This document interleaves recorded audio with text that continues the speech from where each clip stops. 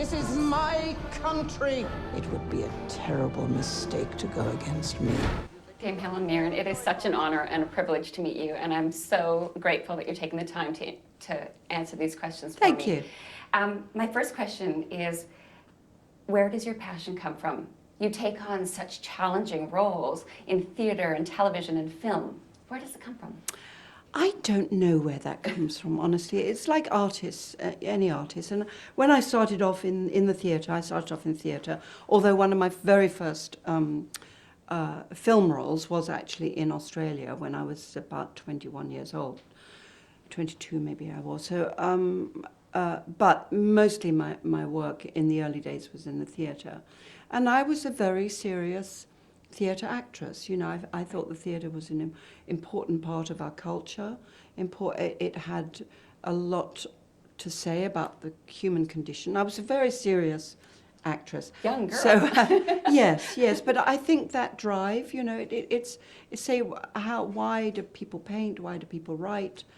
You know, it's the drive of an artist, and I think I did have that, you know, very strongly as a young person. You've played 4 queens so far, if I'm right. Maybe more, but Maybe more. but lots of other roles as well, out of, you know, 100 and whatever it is, yeah. What is it about a queen that you enjoy? Well, queens are very often a very good role, you know. They have pretty good clothes. And then also, you know, they are the centre of political power. Very often, you think of Elizabeth I, obviously, and Catherine the Great I just played. You know, these are women who were incredibly powerful in many ways. At the same time, they were women with their own, you know, desires and yearnings and love, and so they are wonderful roles. Anyone who's the centre of a certain attention is going to be a good role. And then there's Stallone, The Rock, Helen Mirren. And the action side of it, what's it about the action side that you like? It's just the physical thing of working on an action movie. I just love the technicality of it. You know, there are many different facets to filmmaking, and one of them is a very technical, artisanal side of filmmaking. The camera, the sets, the designing of the sets, and now, of course, the designing of action sequences, and the stunt directors who design those action sequences, let alone the men and women who achieve them, who put them into action. You know, these are amazing artists with an incredible high expertise of technical ability. Also, when you see the way these, you know, we watch it and it's 5 seconds of mayhem on the screen, and it's wonderful, it's visceral, and it's, oh my God, that was amazing. But the amount of work that goes into those 5, 10, 15 seconds of film is extraordinary. And I just love to be a witness of all of that, quite honestly. What's it like being mother of this stunning and luxurious discovery yacht? It's the world's first. What's it like? You know, I've been on the yacht now for about an hour and a half, maybe 2 hours, and I've just spent 2 hours in absolute wonderment and awe. It's extraordinary. It really is. You know, and when I was asked, I thought, that'll be fun, that'll be nice, you know. I had no idea what I was really, even seeing the photographs and being given the information, the actual experience of being on this ship and imagining that you can be here sitting in this space and looking at icebergs outside of the window. I can't get my head around it, quite honestly. I've got to do it. It's incredible. So to find myself as the godmother of this extraordinary, one-of-a-kind, first of its kind yacht is such an honor. I'm amazed. I'm guessing you travel so much in your line of work, but if you had some time and you were able to go on Scenic Eclipse, where would you like to go? I would do Arctic or the Antarctic, definitely, because those are places that you can't go in any other way. You know, you can't take a plane and fly and get off and go to a hotel. And to see it in the context of this would be just quite extraordinary.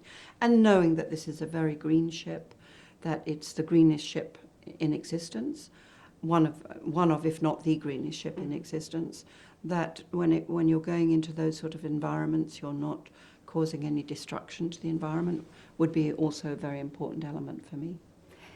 I want to ask you about your fashion. You walked in the room and I was blown away. But your red carpet style, it's just so effortless. Well, I have a lot of help from very clever. I'm a great believer in clever people, you know, people who do their job brilliantly, and you know, and in that is the world of the stylist and the makeup artist, and I'm very lucky. I just sit there and I do know what suits me, and I know how to say that's the one. I know that I want to be comfortable. And I know what I look good in, and I always want to be a little bit edgy, so I always encourage my stylist to push the envelope a little bit, and then I enjoy it, and I think that's very much part of the process. It shows. Is just to enjoy it and say, you know what, this is really fun, and how lucky am I really to be here, you know. And I do count my blessings very regularly. So nice. Can you tell us anything about the filming of Fast and Furious 9 with Vin Diesel? I haven't done it yet. I'm going to England to do it next week, actually. How exciting. So I'm very excited about that. And I always get very nervous as well. I'm very nervous. Oh, yes. Because they've all been doing it for months, and they all know what they're doing. And I always feel like, oh, I'm the sort of new girl coming onto set, and, you know, will I be good enough kind of thing. Because they're so brilliant at it. Somehow I don't think you need to worry about that. I hope. We'll see. Yeah. One last question, and you've heard this before, but if you could go back in time, what would you say to a young Helen Mirren? I would say, don't forget your family.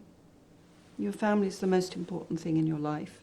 Although when you're young, you know, it's the time to separate from your family. And in that separation, although, you know, I've always stayed close to my family, don't get me wrong, but you do get into your own world sometimes a bit too much. So don't forget your family, your brothers and sisters, your uncles and aunts, your mum and dad, obviously. And then be true to yourself. I never say follow your dream. I think that's a dangerous thing to say, because I think sometimes your dream, you know what, it's not going to happen. Right. So be realistic as well. You know, but just be sensible.